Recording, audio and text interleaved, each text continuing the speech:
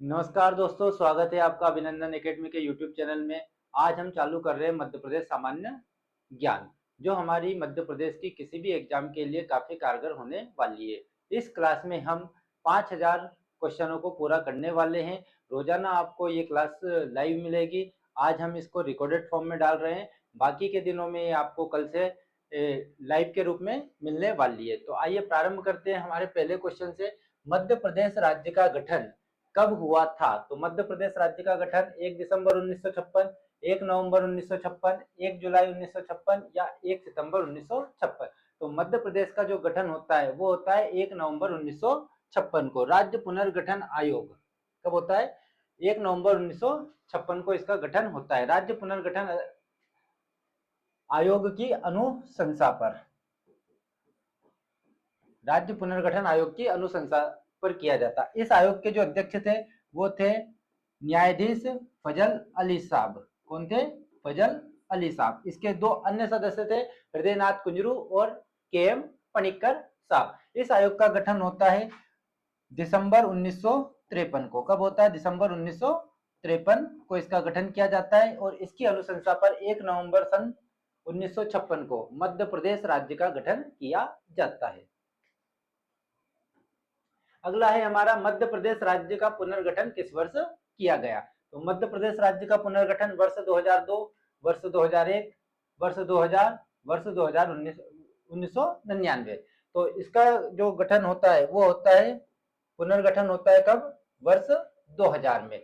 मध्य प्रदेश का जो गठन हुआ था 1956 को, और मध्य प्रदेश से के कुछ भागों को तोड़कर एक नए राज्य के रूप में गठित किया गया, जिसका नाम होता है छत्तीसगढ़। तो हम यूं भी बोल सकते हैं कि मध्य प्रदेश का विभाजन कब हुआ? तो मध्य प्रदेश का विभाजन होता है सन 2000 में, जिससे छत्तीसगढ़ एक नए राज्य के रूप में अस्तित्व में आया था। और मध्य प्रदेश का पुनर्गठन भी आप इसको बोल सकते हो, या फिर ये भी बोल सकते हो कि एक नए राज्य के रूप में कौन सा राज्य बना मध्य प्रदेश को तोड़कर? तो वो छत्तीसगढ़ बना था। अगला क्वेश्चन है हमारा, मध्य प्रदेश में संभागों की संख्या कितनी है?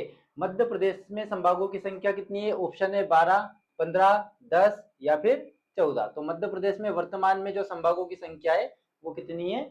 10 है। कौन कौन से संभाग है हमारे मध्य प्रदेश में? तो हम देख लेते हैं। चंबल, ग्वालियर संभाग, भोपाल संभाग, उज्जैन संभाग, इंदौर, नर्मदापुरम, जबलपुर, शहडोल, रीवा और सागर।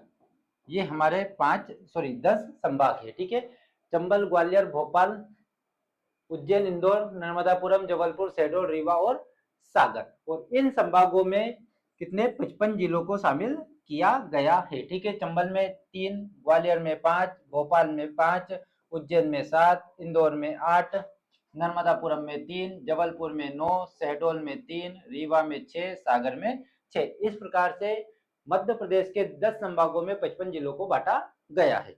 अगला जो हमारा क्वेश्चन होने वाला है वो है, मध्य प्रदेश की मुख्य भाषा कौन सी है? तो मध्य प्रदेश की मुख्य भाषा हिंदी है। ठीक है, और इसे 14 सितंबर 1949 को, कब? 14 सितंबर 1949 को राज्य भाषा का दर्जा दिया गया था। और 14 सितंबर को इसी दिन क्या होता है?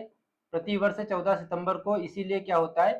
तो राष्ट्रीय हिंदी दिवस के रूप में मनाया जाता है। और भारत के संविधान में राजभाषाओं के रूप में कितनी भाषाओं को शामिल किया गया है? तो 22 भाषाओं को इसमें शामिल किया गया है।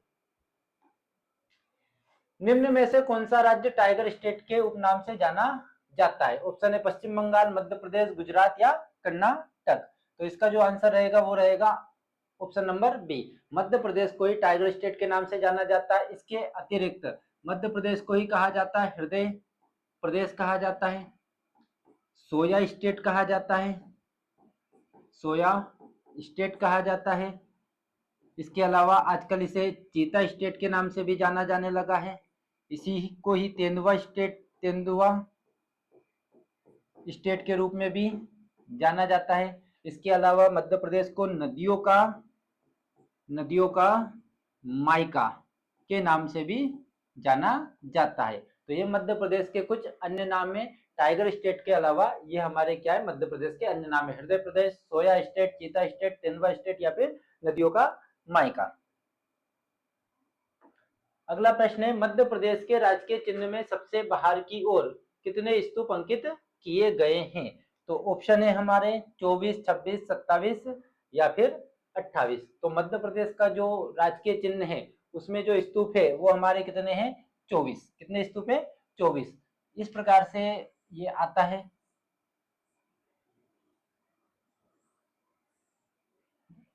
और यहाँ पर बाहर में ऐसे करके कितने 24 स्तूप बनाए गए हैं। इसके अतिरिक्त इस वाले क्षेत्र में यहाँ पर गेहूं और क्या है, धान की बाली आती है। और इस वाले क्षेत्र में हमारा क्या आता है? अशोक चिन्ह आता है। और इधर क्या आता है? तो इधर फैला हुआ वट वृक्ष आता है। तो इस प्रकार से हमारा क्या बना हुआ है? मध्य प्रदेश का राजकीय चिन्ह बना हुआ है। अगला जो क्वेश्चन है वो है, मध्य प्रदेश का राजकीय पुष्प क्या है? तो मध्य प्रदेश का जो राजकीय पुष्प है वो है सफेद लिली, गुलाब, कमल या चमेली। तो इसका सही आंसर रहेगा सफेद लिली। ठीक है, कौन सा है मध्य प्रदेश का राजकीय पुष्प? कौन सा है? सफेद लिली के रूप में। और कमल को राष्ट्रीय पुष्प के रूप में जाना जाता है। अगला प्रश्न है, मध्य प्रदेश का राजकीय वृक्ष कौन सा है? तो मध्य प्रदेश का राजकीय वृक्ष कौन सा है? वृक्ष कौन सा है? तो यह है अशोक, आम, पीपल, बरगद। तो मध्य प्रदेश का जो राजकीय वृक्ष है वो बरगद है। इसे मध्य प्रदेश की स्थापना की 25वीं वर्षगांठ मतलब 1981 में राजकीय वृक्ष के रूप में अपनाया गया था। तो मध्य प्रदेश का जो राजकीय वृक्ष है वो मध्य प्रदेश की स्थापना की कौन सी वर्षगांठ के रूप में अपनाया गया था? कौन सी वर्षगांठ को अपनाया गया था? तो 25वीं वर्षगांठ को अपनाया गया था। सन रहेगा इसका 1981। अगला प्रश्न है, मध्य प्रदेश का राजकीय पशु कौन सा है? तो मध्य प्रदेश का राजकीय पशु बाघ, बारहसिंगा, शेर, गाय। तो क्या रहेगा इसका आंसर? इसका आंसर रहेगा बारहसिंगा। और ये भी मध्य प्रदेश की स्थापना की 25वीं वर्षगांठ 1981 को इसे राजकीय पशु का दर्जा दिया गया। जबकि जो बाघ है वो भारत का राष्ट्रीय पशु है। वो क्या है? भारत का राष्ट्रीय पशु के रूप में उसको अपनाया गया या दर्जा दिया गया है। ठीक है, और ये कौन सी प्रजाति का होता है? ब्रेडरी प्रजाति का होता है बारहसिंगा। और मध्य प्रदेश में एक नेशनल पार्क है जिसका नाम है Kanha national park. Kanha national park, उसमें सबसे ज्यादा संख्या पाई जाती है किसकी? बारहसिंगा की। और बारहसिंगा को कहा जाता है कान्हा का गहना। क्या कहा जाता है? कान्हा का गहना। किसे कहा जाता है? तो बारहसिंगा को कहा जाता है। और इसका जो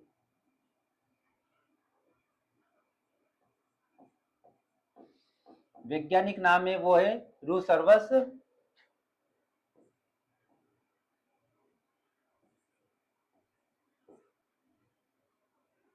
डुआउसेली। क्या नाम है इसका वैज्ञानिक नाम?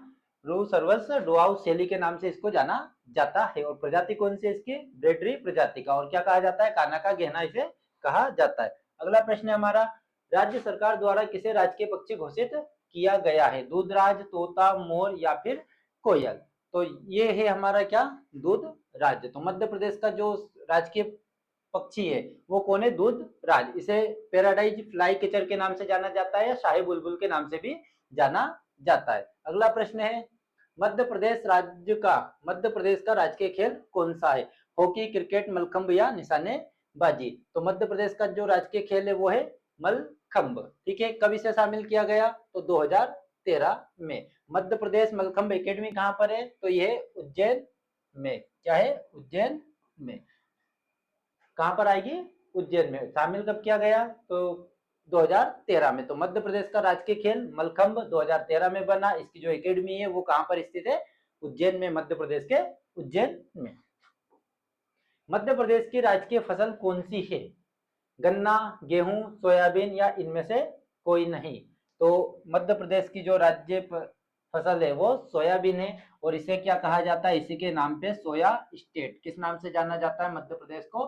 सोया स्टेट के नाम से भी जाना जाता है। और सबसे ज्यादा उत्पादन करने वाला क्षेत्र कौन सा है? मालवा का पठार, जो हमारा क्षेत्र होता है। तो मध्य प्रदेश में सबसे ज्यादा सोयाबीन किस क्षेत्र में होती है, किस भौगोलिक क्षेत्र में होती है? तो मालवा के पठार में होती है। मालवा का पठार मध्य प्रदेश का सबसे बड़ा भौगोलिक क्षेत्र है, जो लगभग 28% है। मध्य प्रदेश के कुल भौगोलिक क्षेत्र का कितना प्रतिशत है? लगभग 28% क्षेत्र घेरे हुआ है।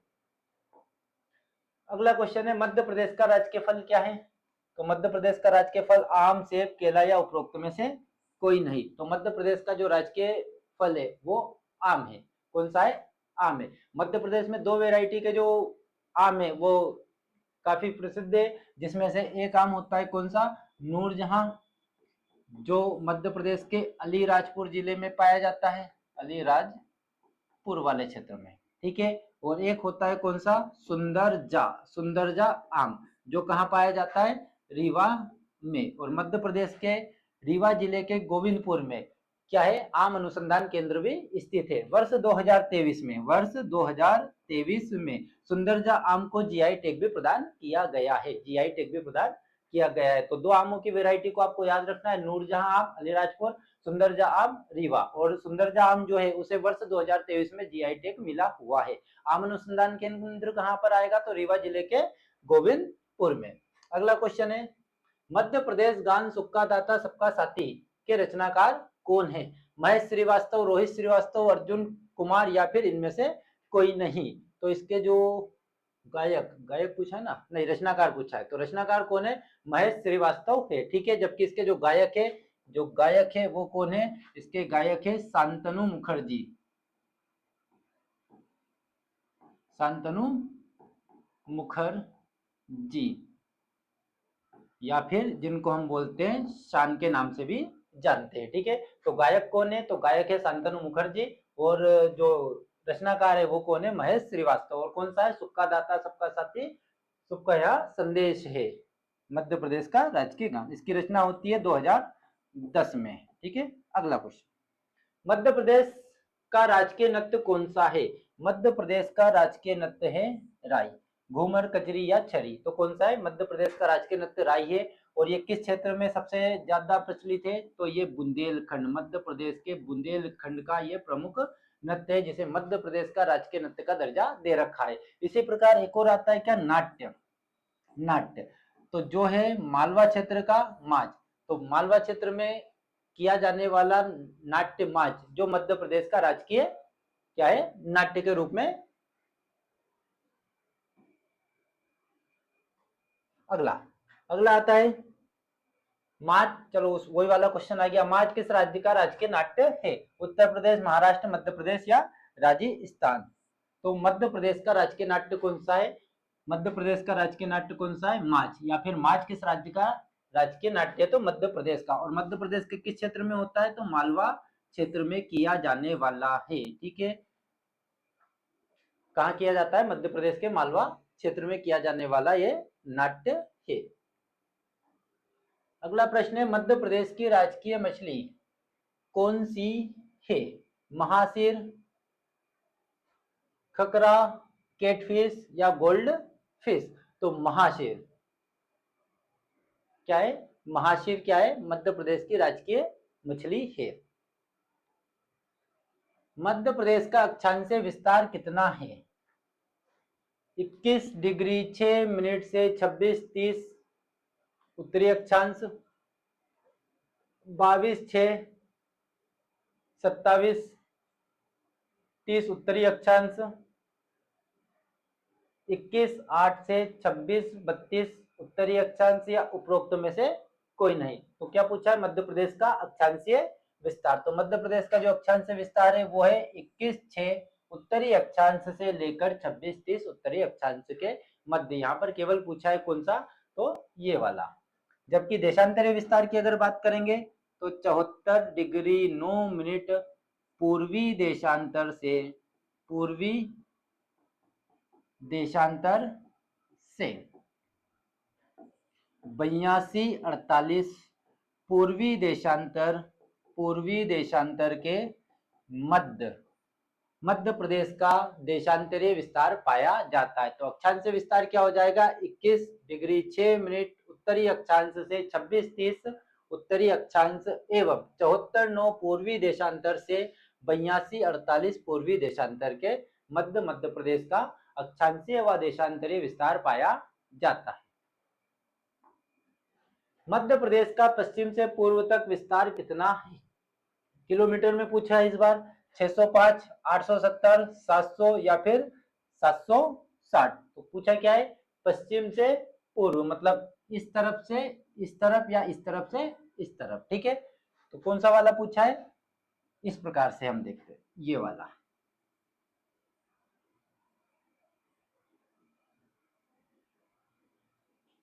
यहां से यहां तक, तो इसकी जो लंबाई रहेगी वो क्या रहेगी? 870 किलोमीटर। और यहां से यहां तक की बात करें तो वो रहती है 605 किलोमीटर। उत्तर से दक्षिण 605 किलोमीटर, पूर्व से पश्चिम 870 किलोमीटर मध्य प्रदेश की लंबाई चौड़ाई पाई जाती है। मध्य प्रदेश का क्षेत्रफल की दृष्टि से देश में कौन सा स्थान है? तो मध्य प्रदेश का क्षेत्रफल की दृष्टि से दूसरा स्थान है। ठीक है, वर्ष 2000 के पहले, 1 नवंबर 2000 के पहले मध्य प्रदेश का क्षेत्रफल में देश में पहला स्थान हुआ करता था। वर्तमान में राजस्थान देश का सबसे बड़ा राज्य है क्षेत्रफल की दृष्टि से। मध्य प्रदेश के किस जिले से कर्क रेखा नहीं गुजरती है? विदिशा, भोपाल, उज्जैन, इंदौर। तो ये नहीं गुजरती है इंदौर से। किस जिले से नहीं गुजरती है? इंदौर जिले से नहीं गुजरती है। मध्य प्रदेश के कितने? 14 जिलों से कर्क रेखा गुजरती है। 14 जिले कौन कौन से हो जाएंगे हम लोगों के?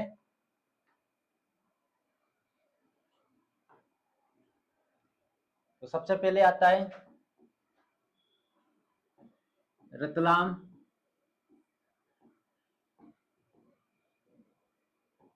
उज्जैन, आगर, राजगढ़,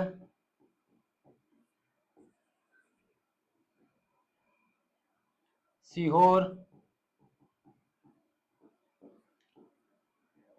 भोपाल,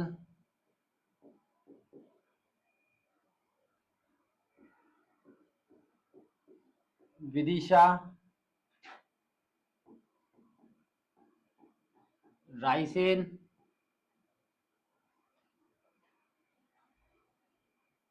सागर, दमोह,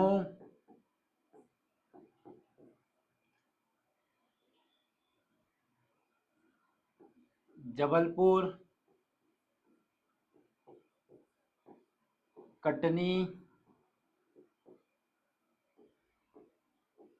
उमरिया और यहाँ पे लिख देता हूँ शहडोल। इन 14 जिलों से मध्य प्रदेश के कर्क रेखा गुजरती है। और इसी में अगर बात की जाए कि मध्य प्रदेश के कितने संभागों से कर्क रेखा गुजरती है, तो इससे हम बात करते हैं कितनों से? तो पहला संभाग उज्जैन, दूसरा संभाग भोपाल, तीसरा संभाग सागर, चौथा जबलपुर और पांचवा शहडोल। ठीक है, उज्जैन के 3 जिले, भोपाल के पूरे 5 जिलों से कर्क रेखा गुजरती है। तो मध्य प्रदेश के किस संभाग के पूरे जिलों से कर्क रेखा गुजरती है? तो भोपाल संभाग के। कौन कौन सा? राजगढ़, सीहोर, भोपाल, विदिशा और रायसेन। सागर के कितने? 2, सागर और दमोह। जबलपुर के कितने?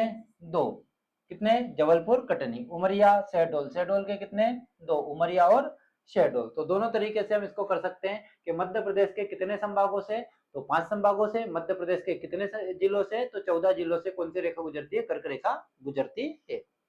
अगला प्रश्न है हमारा, मध्य प्रदेश का सबसे उत्तरी जिला कौन सा है? मध्य प्रदेश का सबसे उत्तरी जिला कौन सा है? ठीक है, मध्य प्रदेश का सबसे उत्तरी जिला कौन सा है? बुरहानपुर, मुरैना, विदिशा, रीवा। तो देखो यहाँ पर जो आंसर रहेगा वो कौन सा रहेगा? मुरैना। जी, किस प्रकार से रहता है ये? इस प्रकार से।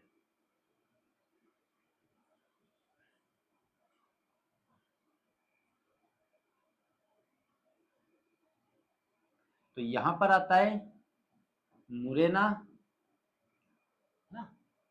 बुरहानपुर की बात करते हैं बुरहानपुर यहाँ पर आएगा, विदिशा लगभग यहाँ पर आता है, और क्या है, रीवा।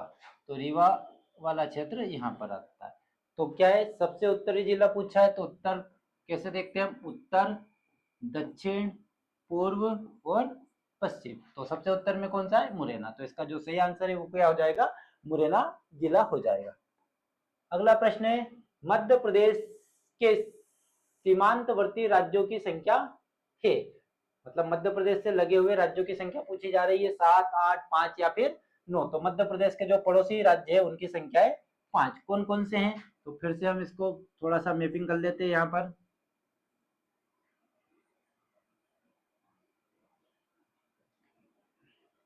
इधर आता है उत्तर प्रदेश, इधर आता है राजस्थान, ये वाला क्षेत्र होता है गुजरात का, ये वाला क्षेत्र होता है महाराष्ट्र का, और ये वाला क्षेत्र होता है छत्तीसगढ़ का। तो ये है हमारे क्या, मध्य प्रदेश से लगे हुए राज्य। 1, 2, 3, 4, 5। कौन कौन से, उत्तर प्रदेश, राजस्थान, गुजरात, महाराष्ट्र और छत्तीसगढ़। 5 राज्यों से मध्य प्रदेश की सीमा बनती है।